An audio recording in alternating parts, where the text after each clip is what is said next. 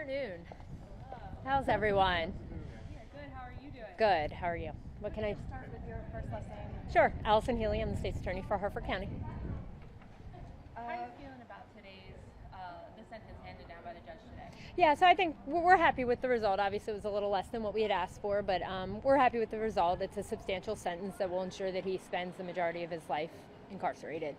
So to make sure we're I just wanted, can you just go through what the sentence is and explain exactly what's all the... Sure. So on the first degree murder count, he got life, suspend all but 75 years to serve.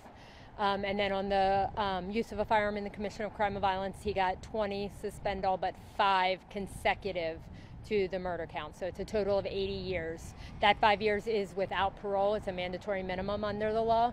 So it's 80 years total that he will serve on this sentence. and he'll be eligible for parole after 40 of them. 40-ish is the first time he's eligible. That doesn't mean he necessarily gets paroled at that point. That's just the first time he would be eligible.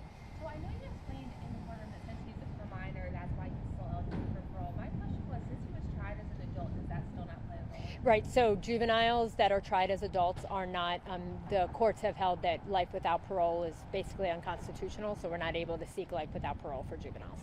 When you were outlining the incident specifically at Hickey within DJS, what did that tell you? Just that he is continuing his pattern of violence, that he's a threat to public safety. Exactly what I said in there, right, is that he has this long-standing history of violence that we've seen in the school system.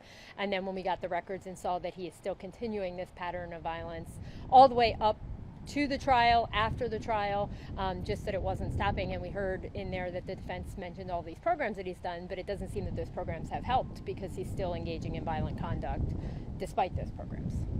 Any comment on behalf of Mr. Grant, the father? How are they feeling about the sentence? Did they say anything? They seem satisfied with the sentence. I don't really want to speak for them.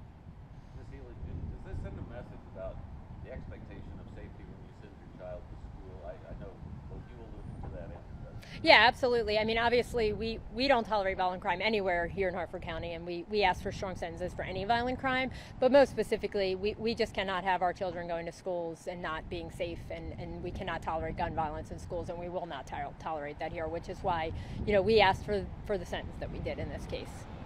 When the defendant got a chance to speak, he talked about condolences to anyone affected.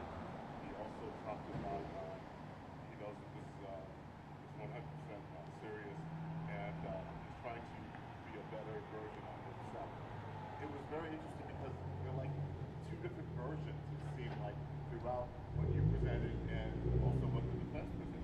So I think the most important thing is the evidence in this case, and the jury, made their decision.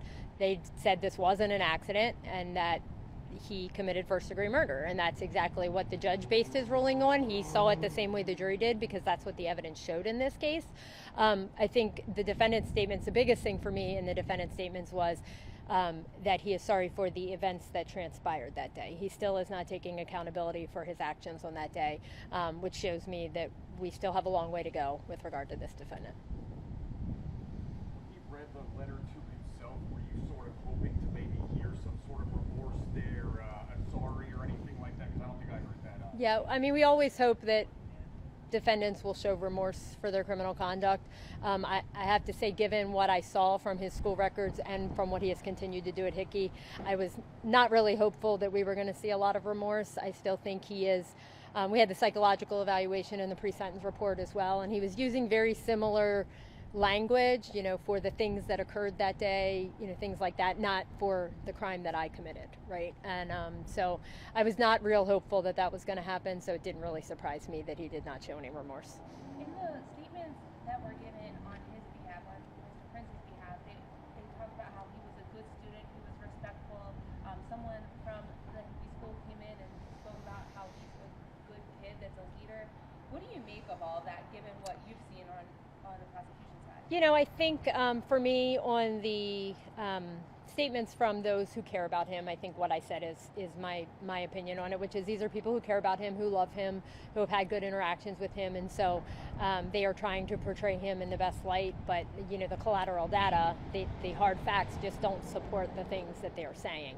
But they want the best for him, and they wanted to see him have some chance at a life and not to spend the rest of his life in jail. So they love him, and they were saying what they needed to say to try to make that happen. Again, we see that often from loved ones of defendants, so not surprising. Okay, thank you guys.